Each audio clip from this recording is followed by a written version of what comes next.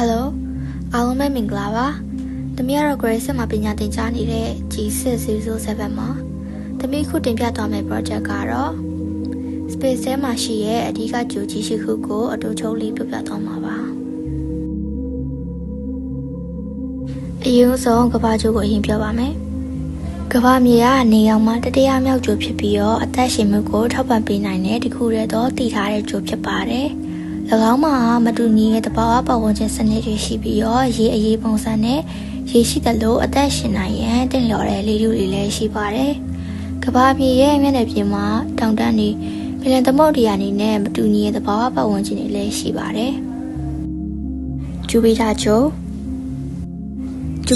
ကနေရောင်ခြည်စနစ်ထဲမှာအကြီးဆုံးဂြိုလ်ဖြစ်ပါတယ်။တင်ရလွှာအတန်းလိုက်များနဲ့ Great Red Spot လို့ခေါ်တဲ့မုန်တိုင်းကြီးကြောင့်လူသိများပါတယ်။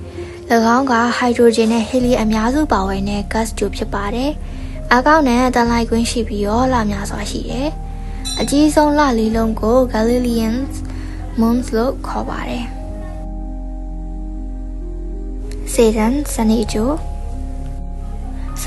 ကဒုတိယအကြီးဆုံးကြိုဖြစ်ပြီးတော့၎င်းရဲ့လက်စွပ်ကြောင့်လူသိများပါတယ်။လက်စွပ်များကရေခဲအမှုန့်များနဲ့ကြောက်ခဲအကျွင်းကြံများဖြင့်ဖွဲ့စည်းထားပါတယ်။၎င်းဟာ gas ကြိုဖြစ်ပြီးတော့ထူထပ်တဲ့လေထုရှိပါတယ်။လက်များစွာရှိပြီးတိုက်တန်းဟာအကြီးဆုံးလဖြစ်ပါတယ်။ Mercury ဗုဒ္ဓဘူးကြိုကနေရောင်နဲ့အနီးဆုံးကြိုဖြစ်ပြီးတော့အရွယ်အစားအသေးဆုံးကြိုဖြစ်တယ်။ကြောက်တုံးမျက်နှာပြင်ရှိပြီးတော့အပေါက်များစွာရှိတယ်။လေထုဟာအလွန်ပါးလွှပါတယ်။နေရောင်ဘက်မျက်နှာပြင်ကအလွန်ပူပြီးတော့နေရောင်မထိတဲ့ဘက်ကအလွန်အေးပါတယ်။ Neptune ကြိုကနေရောင်မှာအရှည်ဆုံး8ခုမြောက်ကြိုဖြစ်ပါတယ်။ Ice Giant ရဲ့အမျိုးအစားဖြစ်ပြီးတော့မီသိန်းဓာတ်ငွေ့ပါဝင်မှုကြောင့်အပြာရောင်နဲ့ဆိုင်ပါတယ်။လေမုန်တိုင်းများအလွန်ပြင်းထန်ပြီးတော့ Greater Spot လို့ခေါ်တဲ့မုန်တိုင်းစနစ်လေးရှိတယ်။လက်စုပ်များရှိပြီး Trident လို့ခေါ်တဲ့လတစ်လုံးရှိတယ်။ Trident ကနေရောင်ခြည်စနစ်ထဲမှာအေးဆုံးအရာဝတ္ထုများတွေကတစ်ခုဖြစ်ပါတယ်။ Venus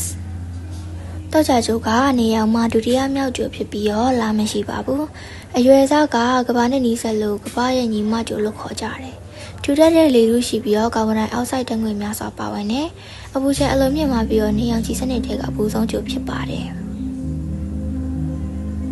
Mars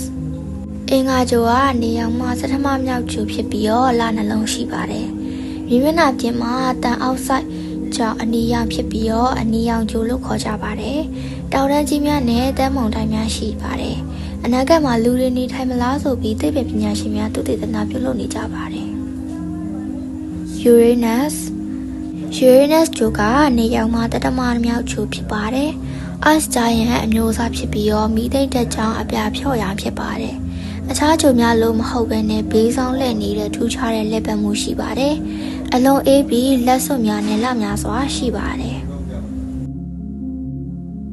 သမီးရဲ့ project ကတော့ဒီလောက်ပါပဲ။အဆုံးထိကြည့်ပေးတဲ့တယောက်စီစီတိုင်းကိုကျေးဇူးတင်ပါတယ်။